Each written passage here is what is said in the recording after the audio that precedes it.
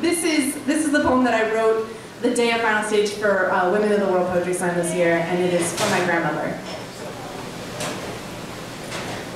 My grandmother is 84 when she tells me she never wanted to marry my grandfather. I have asked enough questions to know she means how could a 17-year-old girl marry a man she'd only known a few months. She means he had the right passport and her father said yes. She means she doesn't have any teeth because she lost her toothbrush so early in the war.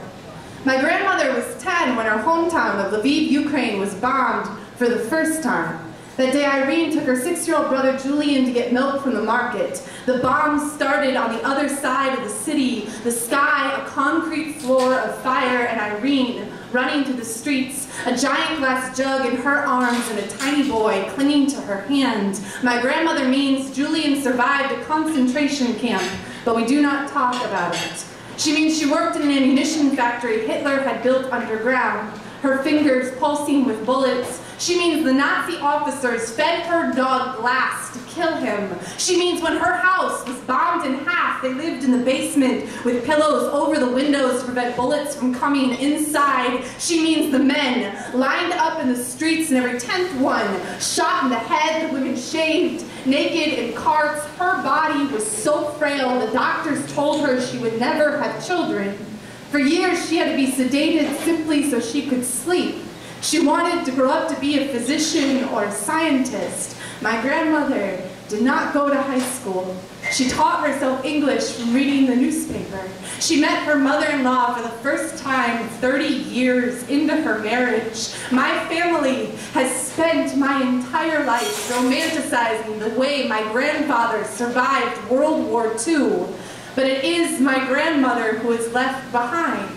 She is the constant reminder of what war looks like, that I am here because she survived. She spent decades refusing to speak of the bodies, the camps, refusing to tell her daughter when her wedding anniversary is, and now her mouth is a nail gun. She cannot stop spilling the horror from her tiny body, and Ukraine is still on fire. When my grandmother returned to Lviv 5 years ago, she was angry at the way her city has never recovered. But my grandmother has never recovered. They're both still choking on the sound of bullets. My grandmother is full of holes, but she loves those around her as though she is forcing them to rebuild, to survive. My grandmother is 84 when she tells me she's been having the same dream for years. She was trapped at the bottom of a dark well, and her mother is standing at the top. My grandmother climbs and climbs and climbs the walls around her, but she can never get out.